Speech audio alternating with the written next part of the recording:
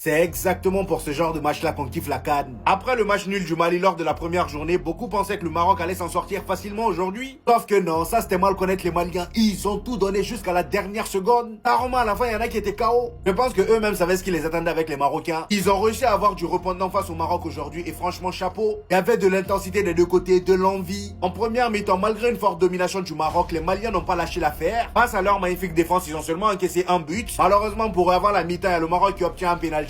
Et pendant qu'on pensait que ce penalty allait les refroidir en deuxième mi-temps, eh ben non, ils étaient encore mis en deuxième mi-temps qu'en première. Suite à un gros tacle d'Alianik sur Sinayoko, penalty pour le Mali. Sinayoko récupère le penalty, il prend ses responsabilités et il le transforme. Cependant, on a tous vu que Bounou a failli arrêter. Heureusement pour lui, après l'égalisation, la bataille a continué 10 minutes de temps additionnel. Le Mali s'est même fait une grosse frayeur, ils ont failli se prendre un CSC. Heureusement que le gardien a été vigilant. Score final, un but partout, le Maroc reste premier. Mali passe en deuxième position avec 2 points, Maroc 4 points. Donc pour la dernière journée, pour que le Mali se qualifie, minimum match nul, à condition que le Maroc gagne face à la Zambie. Et le Maroc aussi doit aller chercher une victoire pour la dernière journée. Un match nul normalement ferait l'affaire. La question se pose vraiment, même avec 10 minutes de temps additionnel. Le Mali réalise ce soir la meilleure opération, les gars. Quand j'ai vu à la célébration de Sinayoko, vous voulez tirer, on tire.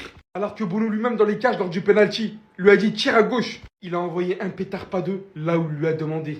Malgré une grosse domination du Maroc globalement, on les a littéralement vus monopoliser le ballon par certains moments comme on l'attendait. Un but assez tôt d'ailleurs provoqué par Brahim Diaz qui obtient un penalty, dont je voudrais d'ailleurs en parler parce qu'on se le dise.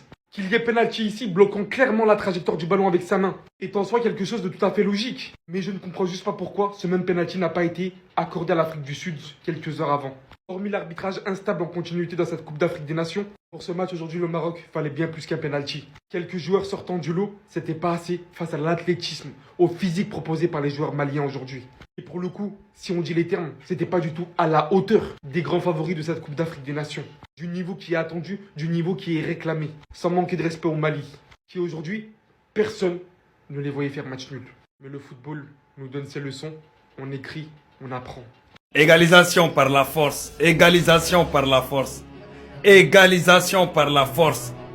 Adola, Nyafanyene, Tchekseya, Tchekseya, Tchekseya, Tchekseya. Allez le Mali, on ne lâche rien, on ne lâche rien. Égalisation et il nous faut encore un deuxième. Un deuxième, Gatché. Si le Mali croit en lui, si le Mali a confiance, le Mali peut taper n'importe quelle équipe. Ces jeunes-là, ils peuvent faire. Ils ont besoin de courage. Ils ont besoin de courage, d'encouragement. Ils ont besoin que les gens aient confiance en eux. Les gens aient foi en eux. Que ce soit dans la défaite ou dans la victoire.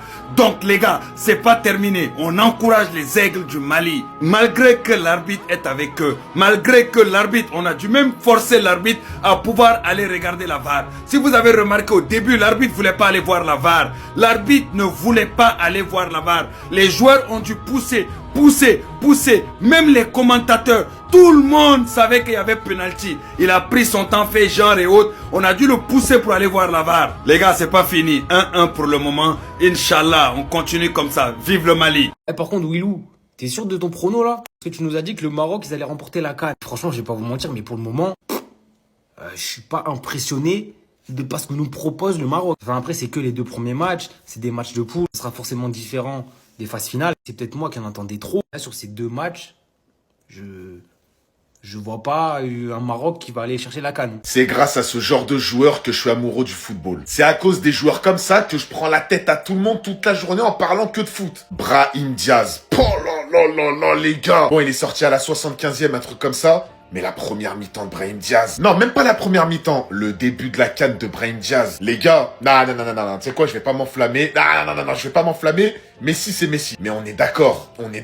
Quand il a la balle, les gars, waouh, c'est un génie. Encore une fois ce soir, il a fait qu'une bouchée de la défense malienne, les gars, je veux rien savoir. En fait, quand il touche le ballon, il se passe obligatoirement quelque chose. Le pire, c'est qu'il est ambidextre. Il est très fort de son pied faible. Passement de jambes, sombrero, accélération, crochet. Il provoque d'ailleurs le but du Maroc sur le penalty. Et je suis désolé les gars, sur le début de la CAN, c'est le meilleur joueur marocain, Brahim Diaz. Eh frérot, je vais parler français, mais quitte le Real Madrid.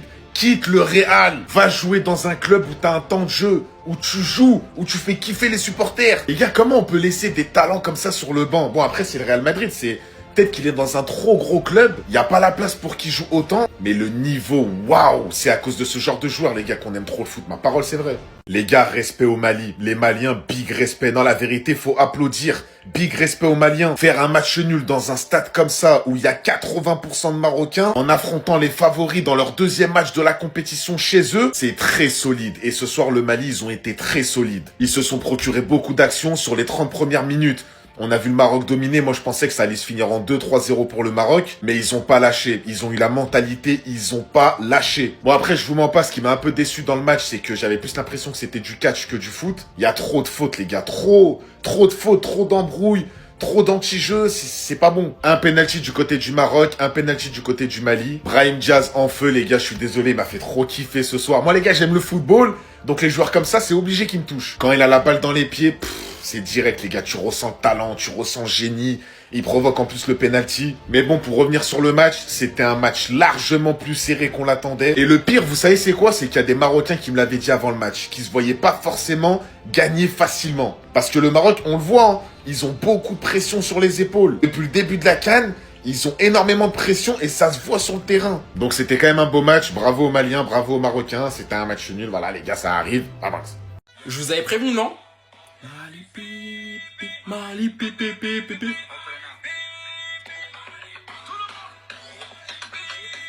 Le Maroc, je vous ai dit, hein, le couscous il est vite fait. Je vous avais prévenu, 13h pile, je vous ai dit, le Mali ne perdra pas ce match. Et ils auraient pu le gagner, hein, parce que le péno donné au Maroc, moi je vous dis c'est un péno donné, il n'y a pas penalty. Tu peux pas siffler ce penalty sur ça. C'est sa main sur laquelle il vient de se relever, la balle elle touche la main, mais derrière Brahim Diaz, il continue son action, tu peux pas siffler penalty sur ça. Et puis même sur l'ensemble du match, en fait l'arbitre il pensait plus à rentrer chez lui sain et sauf, en bonne santé, à clamer peut-être dans les rues, plutôt que bien arbitrer le match. Parce que tous les 50-50, ça penchait toujours en faveur de la même équipe hein, et du Maroc. Et franchement, l'arbitrage ce soir, vas-y, je vais pas trop en parler, mais bizarre.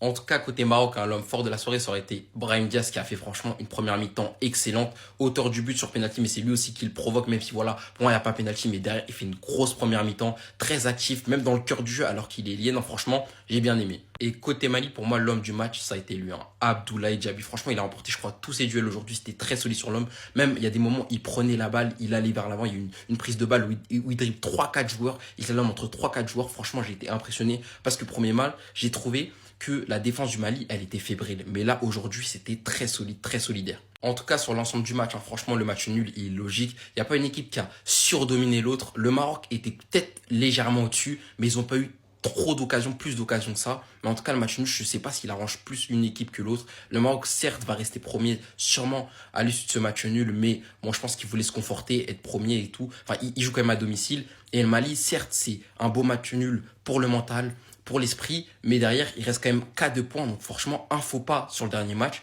Ils sont peut-être pas qualifiés pour la suite. Djigui Diarra, merci. Le gardien malien, là, Djigui Diarra, merci beaucoup. Toi, ton merci va jamais finir. Ton merci va jamais finir. Tu t'es battu contre les Marocains, tu t'es battu contre ton équipe. Parce qu'à la dernière minute, là, tu aurais pu encaisser. Djigui Diarra, merci. Tu as sauvé le Mali. Merci beaucoup pour ce que tu as fait. Les Maliens, vous avez vu. Vous avez vu que quand on donne son cœur pour jouer là, vous avez vu que ça prend, non? Quand on joue le cœur, quand on joue la volonté, vous avez vu que ça prend, non? Vous avez vu que dans le Maroc là, il n'y a rien, non? Quand on fouille bien dans le Maroc là, vous avez vu qu'il n'y a rien dedans, non? Que c'est tricherie, l'accompagnement de l'arbitre, non? Vous avez vu ce qui s'est passé pour le Mali, non? Quand c'était Mali, quand c'était le penalty du Mali là, le gars allait contrôler. Il allait contrôler. Alors que c'était flagrant. Tout le monde savait que c'était un penalty. Il allait contrôler. Pour faire genre. Et il a vu que Djamana a vu que c'était un flocon 1 appelle flocon 2. Il a sifflé. Merci les Maliens. Voilà. Le bar a été bien fait. Quand c'est bien fait, on dit que c'est bien fait. Tiens. Voilà. Mali-Maroc, le match est terminé. 1-1. Ils sont où tous ceux qui disaient que le Mali allait se faire taper 10-0? Certains disaient 5-0, 6-0, des fanatiques comme ça. Normalement, le Mali devrait avoir la victoire. C'est le Mali qui a gagné ce match-là. Je vous jure que le Mali a gagné ce match-là. On a bien joué, bien défendu. L'arbitre a volé 90 minutes. Ça n'a pas empêché que le Mali a égalisé. Hein? Puissance, Mali, puissance, Amanide. Ils sont où tous ceux qui doutaient? Tous ceux qui crachaient. Premier but, tu les voyais faire des vidéos partout à crier. On vous a dit... Désormais, cette équipe du Mali là, hein, ils ont le peuple derrière eux, mais aussi ils ont l'âme de tous ceux qui sont partis avec eux. Désormais, c'est une équipe avec vraiment ce qu'on appelle caractère. Aujourd'hui, ils ont montré le vrai caractère du Malien. Ils ont montré le vrai caractère qu'il y a dans cette équipe-là. Contre le Maroc, pays qui organise cette coupe-là, hein, dont beaucoup d'équipes ont peur, soi-disant. Le Mali vous a montré que c'est pas comme ça que ça se passe. C'est les aigles du Mali. Et si l'arbitrage était correct là, normalement il y a victoire pour le Mali. Mais quand même, c'est une victoire encore. Et ce genre de match-là permet de servir d'exemple pour les prochains matchs. Le Mali a montré maintenant que oui, on peut gagner, on peut marquer, on peut bien jouer, on peut bien défendre. Le message qu'on les a envoyé hier là, le message là, il est bien arrivé à eux. Ils ont compris que chaque match pour eux, c'est une guerre. Chaque match, ils doivent jouer ça comme une finale. Mali est deuxième du classement, derrière le Maroc. Prochain match, Mali gagne. S'il marque plus de buts que le Maroc, le Mali finit premier. Les gars, on se retrouve en live.